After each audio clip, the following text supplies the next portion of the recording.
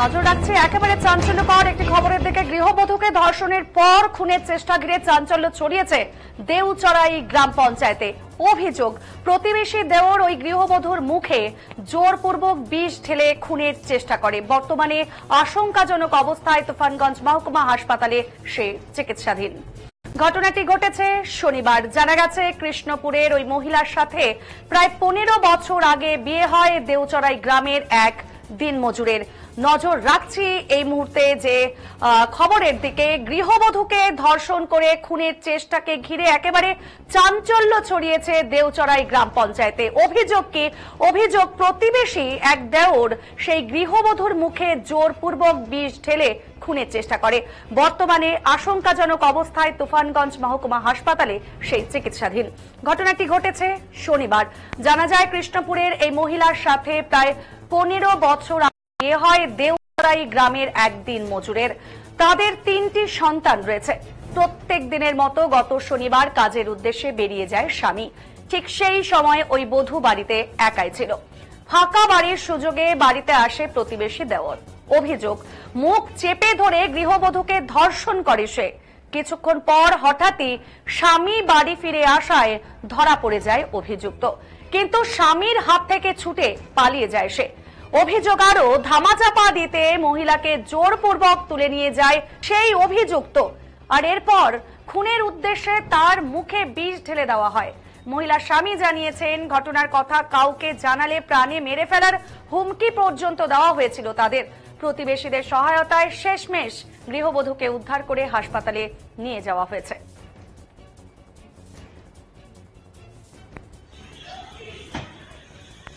আবারও জানাবো, এক গৃহবধূকে ধর্ষণের পর খুনের চেষ্টা ঘিরে ছড়িয়েছে চাঞ্চল্য দেউচড়াই গ্রাম পঞ্চায়েতে। অভিযোগ, প্রতিবেশী দেওর ওই গৃহবধূর মুখে জোরপূর্বক বিষ ঢেলে খুনের চেষ্টা করেছে। বর্তমানে সে আশঙ্কাজনক অবস্থায় তুফানগঞ্জ মহকুমা হাসপাতালে চিকিৎসাধীন। ঘটনাটি ঘটেছে শনিবার। জানা যায় কৃষ্ণপুরের এই মহিলার সাথে প্রায় 15 বছর আগে বিয়ে হয় দেউচড়াই গ্রামের এক দিনমজুরের। তাদের 3টি সন্তান রয়েছে। প্রত্যেক দিনের মতো গত শনিবার কাজের উদ্দেশ্যে বেরিয়ে যায় তার স্বামী। ঠিক সেই সময় ওই গৃহবধূ বাড়িতে একাই ছিলেন। ফাঁকা বাড়ির সুযোগে বাড়িতে আসে প্রতিবেশী দেওর। অভিযোগ, মুখ চেপে ধরে সেই গৃহবধূকে ধর্ষণ করে সেই অভিযুক্ত। কিছুক্ষণ পর হঠাৎই স্বামী বাড়ি ফিরে আসায় ধরা পড়ে যায় অভিযুক্ত, কিন্তু স্বামীর হাত থেকে ছুটে পালিয়ে যায়। অভিযোগ, ধামাচাপা দিতে মহিলাকে জোরপূর্বক তুলে নিয়ে যায় ওই অভিযুক্ত। এরপর খুনের উদ্দেশ্যে তার মুখে বিষ ঢেলে দেওয়া হয়েছে। মহিলার স্বামী জানিয়েছেন, ঘটনার কথা কাউকে জানালে প্রাণে মারার হুমকি দেওয়া হয়েছিল তাদের।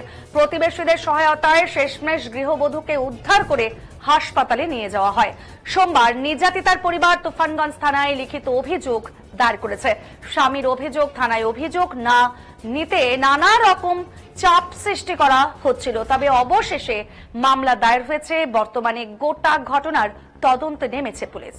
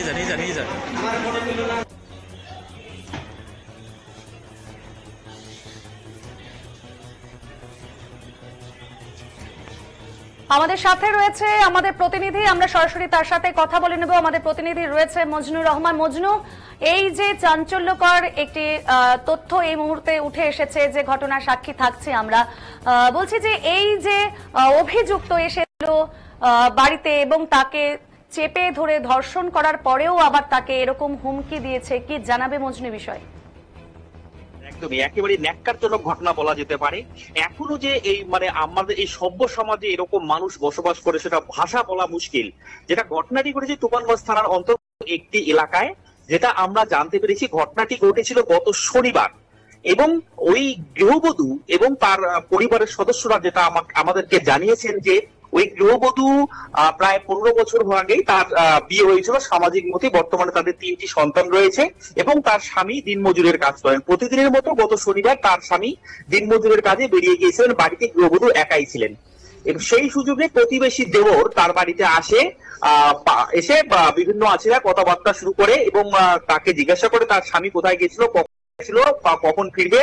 জিজ্ঞাসা করার সুযোগেই ওই মহিলা কাজের মধ্যেই ছিলেন, সেই সুযোগে তার মুখ চেপে ধরে জোরপূর্বক ধর্ষণ করে, এমনটাই কিন্তু অভিযোগ। এরপরই কিন্তু চাঞ্চল্যকর বিষয় যেটা রাধা, ঘটনার পরেই কিন্তু তারা তুফানগঞ্জ থানায় আসতে চেয়েছিলেন বিষয়টি নিয়ে। যেহেতু হত দরিদ্র, তারা কিন্তু কিচ্ছু বোঝেন না, তারা থানায় আসতে চেয়েছিলেন, কিন্তু স্থানীয় গণ্যমান্যরা তাদেরকে কিন্তু থানায় আসতে নিষেধ করেছিলেন, বলেছিলেন যে তারা বিষয়টি মিটিয়ে নেবেন। কিন্তু আরো চাঞ্চল্যকর বিষয়, সেই রাতেই যে সেই অভিযুক্ত এবং তার পরিবারের সদস্যরা তাদেরকে সেই নির্যাতিতা গৃহবধূকে কিন্তু তার বাড়ি থেকে তুলে নিয়ে যায় এবং ওই বাড়িতে নিয়ে যায় সেই ঘটনার ধামাচাপা দেওয়ার জন্য বিভ্রান্তমূলক কথাবার্তা তাকে শেখানো হয়। কিন্তু মহিলা অনড় ছিলেন। তারপরেই সেই রাতেই কিন্তু মহিলা ওই বাড়িতে ছিলেন। পরবর্তীতে রবিবার সকালবেলা এই বিষয় নিয়ে একটা সালিশি সভা হওয়ার কথা ছিল, তার কিন্তু মহিলাকে বিভ্রান্তিমূলক কথাবার্তা বলার জন্য বারবার প্রেসার করা হচ্ছিল। এবং মহিলা যেটা অভিযোগ করছেন যে সেই সময় অর্থাৎ যে সালিশি সভা বসছিল তাকে নিয়ে আসার সময় তাকে কিন্তু বিষ জোরপূর্বক মুখে ঢেলে দেওয়া হয়, এমনটা কিন্তু চাঞ্চল্যকর অভিযোগ দায়ী করছেন ওই নির্যাতিতা গৃহবধূ। তারপরেই কিন্তু তাকে সালিশি সভায় নিয়ে আসা হয়। সালিশি সভায় নিয়ে আসার পরেই কিন্তু তিনি বমি করতে শুরু করেন এবং পড়ে যান মাথা ঘুরে। তারপরে দ্রুত সহিত স্থানীয়রা তাকে তুফানগঞ্জ হাসপাতালে নিয়ে আসে। তারপরে সেখানে এসেও কিন্তু দেখা গেছে যে তারা বেশ কয়েকজন আসছে, সেখানেও কিন্তু তাদেরকে যাতে থানা পর্যন্ত সেই বিষয়টি না গড়ায় তার জন্য কিন্তু তার স্বামীকে চাপ দেওয়া শুরু করেছিল, পরিবারের সদস্যদের চাপ দেওয়া শুরু করছিল, একেবারে হত দরিদ্র যেটা বলা যেতে পারে রাধা।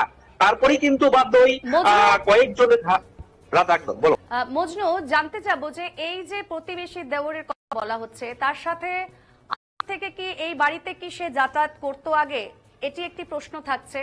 আরো থাকছে যে ধর্ষণের পর আবারও অভিযুক্ত আসলো, তাকে মুখ চাপা দিয়ে চলে গেল এবং বিষ ঢেলে দিল। এই দুটো যে জিনিস, ঠিক সেই জায়গাটা একটু বোঝাও মজনু। একদমই দেখো, যেহেতু প্রতিবেশী হিসাবে যে গৃহবধূ আমাদেরকে জানিয়েছেন, প্রতিবেশী হিসাবে সে কিন্তু মাঝে মধ্যেই তার বাড়িতে আসতো। সেই আসিলাই কিন্তু শনিবারও ওই যুবক কিন্তু ওই ব্যক্তি কিন্তু তার বাড়িতে আসে। তিনিও কিন্তু বিবাহিত, তিনিও কিন্তু ওই বাড়িতে আসেন। কিন্তু এই ঘটনাটা ঘটে এবং যেটা চাঞ্চল্যকর ঘটনা রাধা, তুমি প্রশ্ন করলে যে পরবর্তীতে ফের ওই ব্যক্তি বাড়িতে আসে এবং পরিবারের সদস্যরা তারপরে জোরপূর্বক তাকে তুলে নিয়ে যায়। তুলে নিয়ে যাওয়ার মূল একটাই উদ্দেশ্য, তাকে যাতে এই ঘটনা যাতে কোথাও ছড়িয়ে না পড়ে, বিভ্রান্ত করা হয়, এরকম কোনো ঘটনা ঘটেনি, তাকে যেন মিথ্যা বলা হয়। যেহেতু গণ্যমান্য ব্যক্তিরা বিষয়টি নিয়ে বসার একটা আপ্রাণ চেষ্টা চালাচ্ছিল, যেহেতু বিষয়টি তারা মিটিয়ে ফেলবেন এমন একটা আশ্বাস পেয়েছিল, যার জন্যই তাকে কিন্তু তুলে নিয়ে যাওয়া হয়। কিন্তু প্রশ্ন হলো সেখানে কেন ওই অভিযুক্তর বাড়িতে তাকে রাখা হলো, কেন কার বুদ্ধিতে তারা এভাবে রাখলো, সেখানে একটা কিন্তু এই প্রশ্ন কিন্তু জেগে উঠছে। পরবর্তীতে রবিবার এই বিষয় নিয়ে যখন একটা সালিশি সভা বসার কথা, তার আগেই তাকেও বিভ্রান্তমূলক আবার কথাবার্তা বলার চেষ্টা করা হচ্ছিল, কিন্তু মহিলা অনড় থাকাতে তার মুখে জোরপূর্বক বিষ ঢেলে দেয়, এমনটাই কিন্তু ওই মহিলা অভিযোগ করছেন। তারপরে কিন্তু যখন তিনি অসুস্থ হয়ে পড়ে যান, তারপরে তুফানগঞ্জ হাসপাতাল নিয়ে আসা হয়। তারপরে এখান থেকে তুফানগঞ্জ থানায় অভিযোগ দায়ের করা হয়। শারীরিক অবস্থা কিরকম রয়েছে মজনু? বর্তমানে স্থিতিশীল অবস্থায় রয়েছে তুফানগঞ্জ হাসপাতালে, বর্তমানে তিনি চিকিৎসাধীন অবস্থায় রয়েছেন। এবং থানা সূত্রে যেটা আমরা জানতে পেরেছি যে ইতিমধ্যে অভিযোগ জমা পড়েছে, অভিযোগের ভিত্তিতে কিন্তু একজনকে গ্রেফতার করেছে। গোটা ঘটনার কিন্তু ইতিমধ্যে তদন্ত শুরু করেছে তুফানগঞ্জ থানার পুলিশ। এবং ঘটনা যখন প্রকাশ্যে আসে, ঘটনাকে কেন্দ্র করে রীতিমতো চাঞ্চল্য ছড়িয়ে পড়ে। রাধা, অসংখ্য ধন্যবাদ মজনুকে, যে আমাদের একেবারে বিস্তারিত জানিয়ে দিল মজনু এই মুহূর্তে। এবং আমরা কিন্তু নজর রাখছি সেই খবরের দিকেই, যে প্রতিবেশী দেওর একেবারে ফাঁকা বা সুযোগে এসে গৃহবধূকে ধর্ষণ করেছে এবং সে ধর্ষণ পর্যন্ত ক্ষান্ত থাকেনি। কারণ যে মুহূর্তে তাকে ধর্ষণ করেছে সেই মুহূর্তেই কিন্তু তার স্বামী অর্থাৎ গৃহবধূর স্বামী বাড়িতে ফিরে এসেছে এবং ফিরে আসায় স্বামীর হাত থেকে কিন্তু সে ছুটে পালিয়ে গেছে সেই অভিযোগ ধামাচাপা দিতে সেই মহিলাকে জোরপূর্বক তুলে নিয়ে গেছে সেই অভিযুক্ত। আবার এরপর খুনের উদ্দেশ্যে তার মুখে বিষ ঢেলে দেওয়া হয়েছে। মহিলার স্বামী জানিয়েছেন ঘটনার কথা কাউকে জানালে প্রাণে মারার হুমকি দেওয়া হয়েছিল তাদের এবং প্রতিবেশীদের সহায়তায় শেষমেশ কিন্তু সেই গৃহবধূকে উদ্ধার করে হাসপাতালে নিয়ে যাওয়া হয়েছে।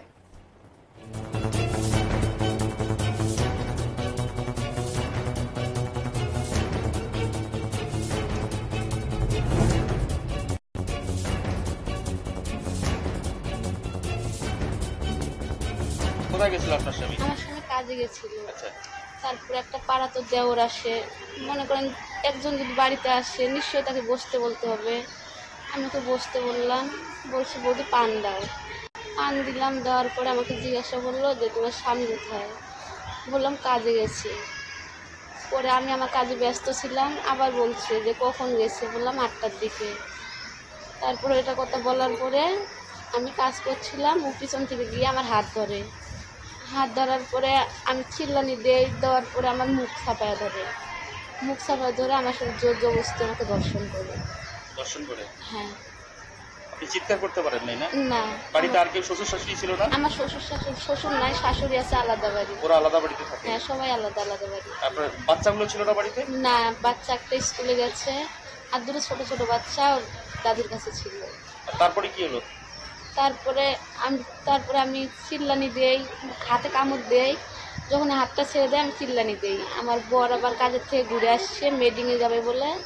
আমার চিল্লানি শুনে আমার বর আসে, এসে ছেলেটাকে ধরে। ছেলেটা আবার আমার স্বামীর হাতে কামড় দেয়। আমার স্বামী সহ্য করতে না পেরে ছেড়ে দেয়, ছেড়ে দিলে পালিয়ে যায়। পালিয়ে যাওয়ার পরে তারপরে আমি আবার রাত্রিবেলা থানায় আসেন নাই আপনি? থানায় আসতে চাইছি, কিন্তু পার্টির মানুষ আমাকে আসতে দেয়নি। এলাকার লোকজন আসতে দেয় নাই? না, বলছে কি আমরা বিচার করবো, আচ্ছা, আমরা সংশোধন করে দেবো কি হচ্ছে না হচ্ছে। তারপরে সব কিছু ঠিক ছিল। রাত্রিবেলা আমি রান্না করছিলাম, আমার বর আবার আমার শাশুড়ির কাছে গেছে। বাড়িতে আমি একা ছিলাম, কলে ঘরে ছিলাম।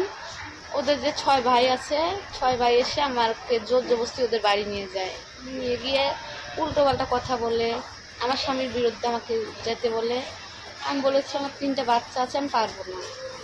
বলার পরে বলছে যে যখনই সালিশ বসবে উল্টাপাল্টা কথা বলতে বলছে। আমি বলছি আমি পারবো না। বলার পরে জোর জবরদস্তি আমার মুখে বিষ ঢেলে দেয়। আপনি কি রাতে ওই বাড়িতে ছিলেন? রাত্রিবেলা ওই বাড়িতেই রেখেছিল, আমাকে আসতে দেয়নি। ওরাই আসতে দেয় নাই? না। আচ্ছা, মানে আমি যদি বলি যে আমি একটু বাইরে যাব, আমার সাথে একজন যায়। আবার যদি বলি আমি ঘরে যাব, ঘরেও একজন আসে। তারপরে কি হলো কালকে? তারপরে কালকে বিচার বসছিল? হ্যাঁ, বিচার বসছিল। মানে সকালে আমাকে ওখান থেকে জোর জবরদস্তি ওখান থেকে বিষ খাওয়াইয়া আমাকে বিচারে নিয়ে আসে। বিষ খাওয়াইয়া নিয়ে আসে? হ্যাঁ। নাকি বিচার সবাই খাইছিলেন? না, ওখান থেকে খাওয়াইয়া আমাকে বিচার নিয়ে আসে। ওখান থেকে খাই আপনি বিচার সবাই টিকতে পারলেন? বিচার সবাই আসার পরে আমার 2-1 কথা না বলতেই আমার বমি শুরু হয়। তারপরে আমাকে হসপিটালে নিয়ে আসে। কারা খাওয়াইছে বিষটা? ওদের লোক, বাদীর বাড়ির লোক। থানায় অভিযোগ দায়ের করবেন? করেছেন? হালিমা বিবি। হালিমা বিবি? হালিমা বিবি। বাড়ি কোথা তোমাদের? কৃষ্ণপুর। কৃষ্ণপুর। বিয়ে কত বছর আগে হয়েছিল? বিয়ে হয়েছে না হইলে 17 বছর, 17-18 বছর। বাচ্চা 3টা? 3টা বাচ্চা। শ্বশুর বাড়ি কোথায়? ব্যাপারী পাড়া। ব্যাপারী পাড়া। যে বিষ কেন খাইলো? বিষ খাইছে মানে পশু কালকে কি করছে, ওই আমার বউ পানিটা দিয়ে মানে গরম নোংরা হয়েছে ঢাইলা দিছি। ঢাইলা দিলি গালা কি করছে, ও কয়েছে যে আমি ঘর খুলবো না। ও ফট করে কি করছে যায়, ঘর খুলে যায়, ঘরে কি করতেছে ফট করে যাইতে ধরে রেপ করছে। আমি আবার কাজে গেছি, কাজের থেকে আসলাম, আইসা দেখি যে এই ব্যাপার। হ্যাঁ, আমি আবার ধরছি আমার ঘরে যে খামসা ওই চানাটা গলা চিপাই ধরছে, আমার মাইরা হালাই দিব।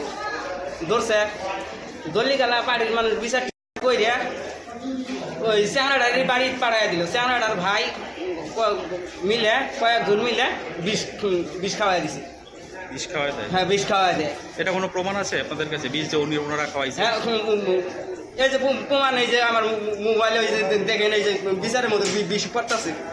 না না, আমি বলছি যে আপনি যে বললেন ওনারা বিষ খাওয়াইছে, এটা প্রমাণ আছে আপনাদের কাছে? কোন থেকে যে নিয়ে আসে, আমরা তো মনে করেন যে বিচার বইছে, তা আমরা তো বিচারে গেছি ওই বাড়ির থেকে, মনে করেন ওই বাড়ির যে বইছে, এবার মোবাইলের ছবি তুলে রাখছি, বিষ আইসে হাইডে গলগলি মুখ দিয়ে রক্ত পড়তেছে।